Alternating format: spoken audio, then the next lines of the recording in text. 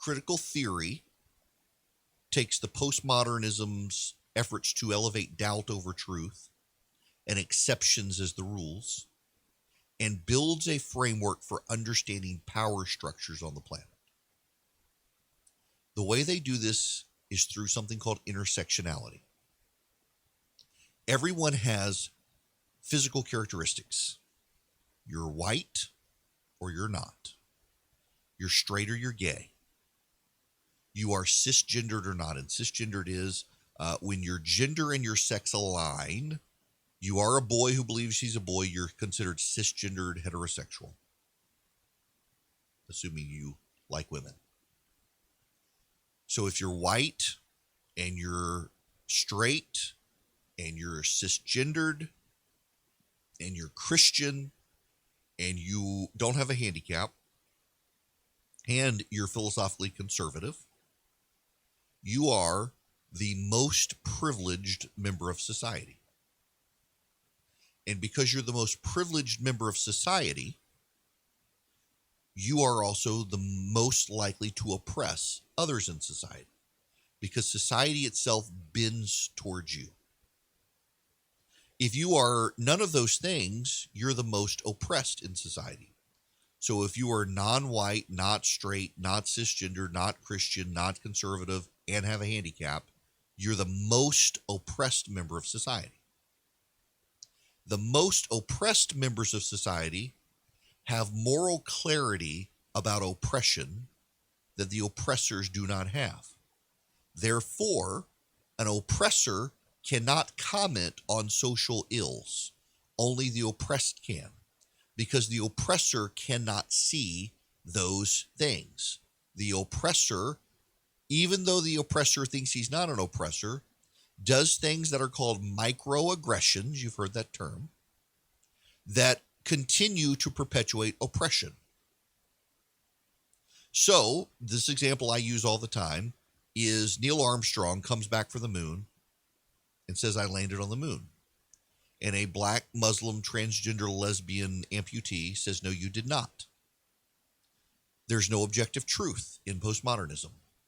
So Neil Armstrong has his truth that he landed on the moon.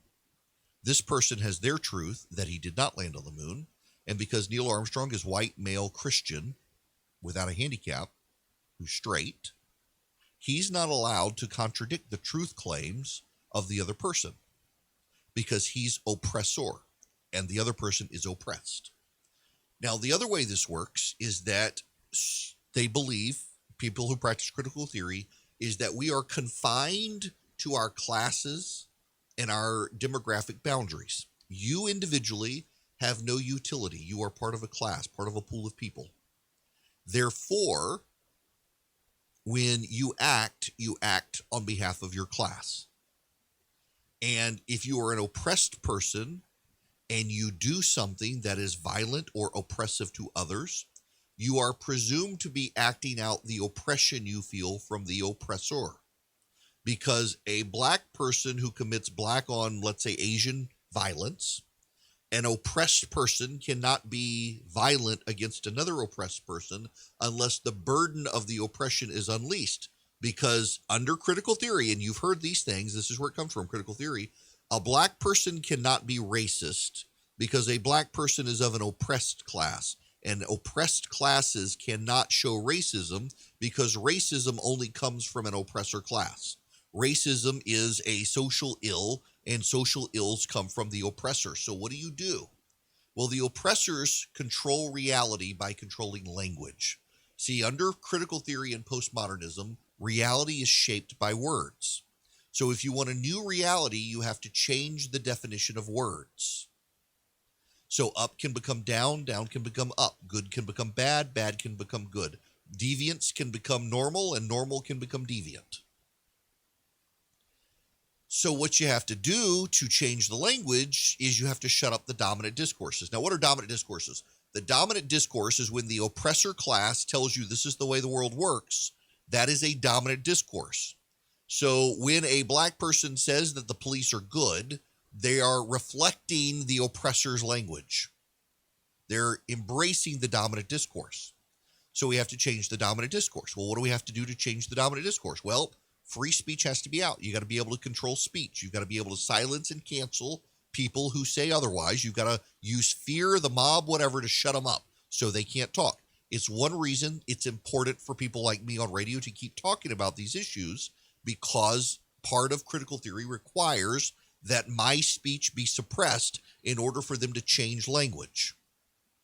It's one reason you've got to continue to speak up, because they win when they're allowed to change the language. And that's how you fight critical theory, is they change the language. It's one reason they always say that if you're not in critical theory, you can't talk about it because you can't understand it. And they keep changing the words to try to discredit the people who talk about it. They try to change the phrases. Now, what's the fatal flaw in all of this? There sounds like, and I know it sounds crazy, but this is what's being embraced right now. These people are using these terms constantly. The fatal flaw is this. In critical theory, all of these things, gender and race and ethnicity, they're social constructs. Someone is black because the white oppressor class has defined them as black.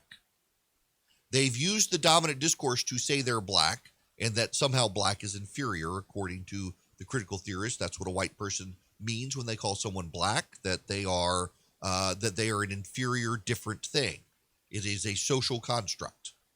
But they also believe that they're deterministic, meaning that if you're black, you're in a particular class of people and you behave in a certain way. This is why there's such a backlash towards Tim Scott, because Tim Scott is a black man who defends the police and says we're not a racist nation. Therefore, Tim Scott is using the language of the oppressor class.